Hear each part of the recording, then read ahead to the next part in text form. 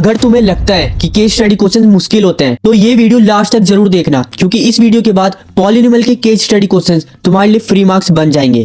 Class 10 boards के लिए ये वीडियो बहुत इंपॉर्टेंट है। तो चलो क्वेश्चन सॉल्व करते हैं। तो देखो क्वेश्चन में क्या बोल रहा है। इसमें हमें कुछ पिक्चर्स दे रखी है और वो क्या है, हमारी पैराबोलिक शेप की है। और आपको ये बात मैंने पहले भी बताई थी कि जो हमारा क्वाड्रेटिक पॉलिनोमियल होता है ना, उसका जो ग्राफ बनता है वो हमेशा पैराबोला ही बनता है। ठीक है, तो ये हमें जो पिक्चर्स दे रखी है इसमें यही दिख रहा है कि पैराबोला शेप में हमारी ये दिख रहा है। ठीक है, और ये हमारा क्या रिप्रेजेंट कर रहा है, क्वाड्रेटिक पॉलिनोमियल को रिप्रेजेंट कर रहा है। ठीक है, और इसमें हमारा और कुछ नहीं लिखा हुआ, इसमें ये लिखा है parabolic arc is an arc in the shape parabola में गिवन है वो। ठीक है, तो ये तो कुछ नहीं है। ठीक है, तो चलो अब क्वेश्चन 1 देखते हैं। इसका क्वेश्चन 1 क्या है। देखो फर्स्ट क्वेश्चन में बोल रहा है in the standard form of quadratic polynomial. ठीक है, ये क्वाड्रेटिक पॉलिनोमियल की स्टैंडर्ड फॉर्म गिवन है हमें, और यहाँ पे जो ये एक्स स्क्वायर का कोफिशिएंट ए है और बी है और सी है। ठीक है, ये सब जो कोफिशिएंट्स गिवन है ये होते क्या है वो ये पूछ रहा है। ठीक है, ऑल आर रियल नंबर है, रेशनल नंबर है, या फिर ये जो भी है इंटीजर्स है, तो ये पूछ रहा है हमसे। तो मैं आपको, ये तो इजी सा है, इसको तो ओरली कर देंगे। ठीक है, आपको ये बात पता होगी कि जो बी और सी होते हैं वो तुम्हारे रियल नंबर होते हैं। ठीक है, रियल नंबर में हमारे रेशनल भी आ जाते हैं, इरेशनल भी आ जाते हैं। ठीक है, लेकिन जो ए होता है ना वो कभी भी हमारा जीरो नहीं हो सकता। अगर हम ए को रियल नंबर बोलेंगे तो सही है, लेकिन अगर वो जीरो हो गया तो जीरो मतलब एक्स स्क्वायर की टर्म ही नहीं रहेगी। ठीक है, तो एक्स स्क्वायर की अगर टर्म ही नहीं रहेगी तो हम उसे क्वाड्रेटिक पॉलिनोमियल बोल ही नहीं सकते हैं। इसलिए हमारा ए हमारा नॉट इक्वल टू जीरो होना चाहिए। ठीक है, इसलिए हमारा ऑप्शन नंबर सी इसका करेक्ट आंसर हो जाएगा। A is a non zero real number and B and C are any real number. ठीक है, ए हमारा रियल नंबर तो होगा लेकिन नॉन जीरो होगा। ठीक है, इस बात का ध्यान रखना। तो चलो क्वेश्चन नंबर 2 देखते हैं। देखो क्वेश्चन 2 में बोल रहा है if the roots of the quadratic polynomial are equal where the discriminant, हमारा ये दे रखा है B square minus 4ac, then ये पूछ रहा है अगर हमारे रूट्स इक्वल है तो डिस्क्रिमिनेंट कैसा होगा उसका, ये पूछ रहा है। देखो इस क्वेश्चन को सॉल्व करने के लिए आपको ये 3 चीजें पता होनी चाहिए। ठीक है, जो हमारा डिस्क्रिमिनेंट होता है ना, अगर वो 0 से बड़ा है मतलब पॉजिटिव है तो रूट्स जो होंगे वो डिफरेंट होंगे। अगर हमारा d इक्वल टू 0 है तो हमारे रूट्स हमारे इक्वल होंगे, और अगर हमारा d 0 से छोटा है मतलब नेगेटिव तो इमेजिनरी रूट्स बनाता है वो। ठीक है, तो हमें क्या बोल रहा है क्वेश्चन में, हमें बोल रहा है कि जो हमारे रूट्स हैं वो क्या हमारे इक्वल है, तो रूट्स जब हमारे इक्वल होंगे तो डिस्क्रिमिनेंट क्या होगा हमारा 0 के इक्वल होगा। ठीक है, अभी देखा हमने, तो वो 0 के इक्वल होगा, तो ऑप्शन नंबर डी हमारा करेक्ट आंसर हो जाएगा। ठीक है, डी इक्वल टू 0 हो जाएगा इसके लिए जब रूट्स हमारे इक्वल होंगे। ठीक है, तो चलो आप क्वेश्चन नंबर 3 देखते हैं। क्वेश्चन नंबर 3 में वो बोल रहा है if alpha and 1 upon alpha are the zeros of the quadratic polynomial 2x² minus x plus 8k then k is, तो हमसे k की वैल्यू पूछ रहा है, तो ये तो इजी है।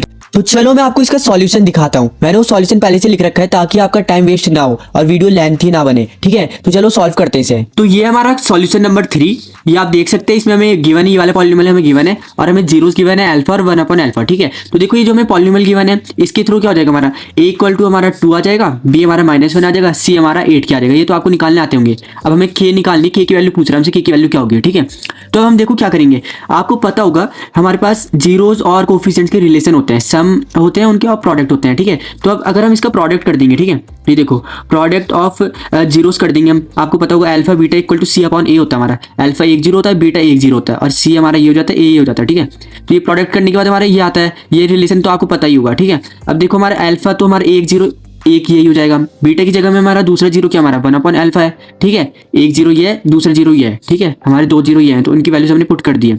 सी की वैल्यू हमारी 8 की है, ए की वैल्यू हमारी 2 है, तो यहाँ से ये हमारा अल्फा से अल्फा कट जाएगा और यहाँ से 2 1 जा 2 2 4 जा 8 हो जाएगा। ठीक है, तो यहाँ से हमारे यहाँ से 1 बच रहा है और ये 4k बच रहा है, तो यहाँ से हम जब साइड चेंज करा देंगे तो k की वैल्यू कितनी आ जाएगी हमारी 1 अपॉन 4 आ जाएगी। ठीक है, ये बात तो आपको दिख ही रही होगी। तो हमारा इसका k का आंसर क्या हो जाएगा 1 अपॉन 4 हो जाएगा। तो चलो अब देखते हैं क्वेश्चन नंबर 4। तो क्वेश्चन नंबर 4 में वो बोल रहा है the graph of x square plus 1 equal to 0। तो हमें इसका ग्राफ बताने, ग्राफ कैसा बनेगा इस क्वाड्रेटिक पॉलिनोमियल का। ठीक है, इंटरसेक्ट करेगा एक्स एक्सिस पे एट 2 डिस्टिंक्ट पॉइंट्स पे, या फिर टचेस करेगा x axis at a point, या टच नहीं करेगा वो और इंटरसेक्ट भी नहीं करेगा एक्स एक्सिस पे, इधर टचेस और इंटरसेक्ट एक्स एक्सिस। तो चलो इसका सॉल्यूशन देखते हैं। तो ये हमारा सॉल्यूशन नंबर 4, तो इसमें हमें इक्वेशन दे रखी है quadratic polynomial x square plus 1 equal to 0। इसका हमें ग्राफ बताना है, ग्राफ कैसा होगा। तो सबसे पहले हम क्या करेंगे, इसमें ऐसे क्वेश्चन में हम सबसे पहले इसकी साइड चेंज करा लेंगे। ठीक है, तो प्लस था, ये माइनस में आ गया, हमारा 1 हो गया। ठीक है, अब क्या करेंगे, हम स्क्वायर की साइड चेंज कराएंगे। स्क्वायर की साइड चेंज कराने के बाद वो क्या हो जाता है, हमारा रूट बन जाता है। ये तो आपको पता ही होगा। ठीक है, जब आपको पता है रूट के अंदर कोई भी अगर नेगेटिव नंबर होता है तो वो क्या हो जाता है, हमारा एक इमेजिनरी नंबर बन जाता है। ठीक है, तो इसको क्या बोल देंगे, इमेजिनरी रूट्स बोल देंगे। ठीक है, ये -1 है ना अंदर, तो ये हमारे इमेजिनरी रूट्स हो चुके हैं। और जब हमारे इमेजिनरी रूट्स हो जाते हैं तो वो क्या करते हैं, हमारे एक्स एक्सिस में कभी इंटरसेक्ट करते ही नहीं है। ठीक है, तो इसलिए हमारा आंसर क्या हो जाएगा, ऑप्शन नंबर सी हो जाएगा, neither touches nor intersects x axis. ठीक है, इजी था। आप क्वेश्चन नंबर 5 देखते हैं। तो क्वेश्चन नंबर 5 बोल रहा है if the sum of the roots is -p, sum of roots दे रखा है -p और प्रोडक्ट ऑफ रूट्स दे रखा है -1/p और हमें क्वाड्रेटिक पॉलिनॉमियल बताने के लिए बोल रहा हूँ, मतलब क्वाड्रेटिक पॉलिनॉमियल बताओ कौन सी है हमारी इनमें से, ठीक है। सम ऑफ रूट्स जिसका ये होगा, प्रोडक्ट ये होगा, ठीक है। तो चलो इसका सॉल्यूशन देखते हैं। ये हमारा सॉल्यूशन नंबर 5th, इसमें हमें सम ऑफ रूट्स गिवन है -p बोला है और प्रोडक्ट भी गिवन है हमें -1/p, ठीक है। तो जब भी आपको ऐसे गिवन होगा ना, सम गिवन होगा, प्रोडक्ट गिवन होगा और हमें इन दोनों के थ्रू हमें एक क्वाड्रेटिक पॉलिनॉमियल बनाने के लिए बोलेगा, ठीक है। तो इसकी एक आप ये जनरल क्वाड्रेटिक फॉर्मूला ये आप याद रख लो, आपको हमेशा यही फॉर्मूला यूज करना है, ठीक है। ये हमारा फॉर्मूला है हमारा, ठीक है। X square minus sum of sum हो जाएगा यहाँ पे, जो भी हमारा सम दिया होगा ना गिवन, वो यहाँ पे पुट कर देना, यहाँ पे एक्स आ जाएगा प्लस जो भी हमें प्रोडक्ट गिवन होगा वो, ठीक है।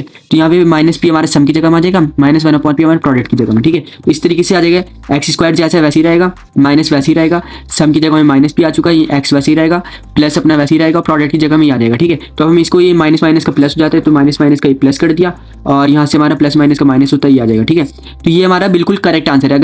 अगर हमारा 2 मार्क्स का आता है क्वेश्चन तो आप इसको ऐसे ही छोड़ सकते हो, लेकिन हमारे ऑप्शन में ऐसा कुछ गिवन नहीं है, उसमें हमें ऐसे के गिवन है, ठीक है। तो के हमारा कोई कांस्टेंट है, ठीक है, उससे आप कुछ भी मल्टीप्लाई करोगे आ जाएगा, ठीक है। कि हमारे चारों ऑप्शन में गिवन है तो इसलिए घबराने की जरूरत नहीं है। तो बस यही हमारा आंसर है, ठीक है, कि हमारे एक कांस्टेंट का काम कर रहा है। तो ऑप्शन नंबर सी हमारा करेक्ट आंसर हो जाएगा, ठीक है। तो यही था हमारा केस स्टडी क्वेश्चन हमारे पॉलिनॉमियल चैप्टर का। वैसे तो इस चैप्टर से बहुत कम क्वेश्चन बनते हैं केस स्टडी वाले, लेकिन फिर भी मैंने आपको करा दिया, अगर आएगा तो इसी टाइप के क्वेश्चन आएंगे और इसके अलावा कुछ नहीं आएगा इस चैप्टर से, ठीक है। छोटा सा चैप्टर है। तो चलो अब मिलते हैं नेक्स्ट चैप्टर में। नेक्स्ट वीडियो में हम क्या करेंगे, चैप्टर नंबर 3 करेंगे और उसके इंपॉर्टेंट क्वेश्चन करेंगे, ठीक है। तो थैंक यू।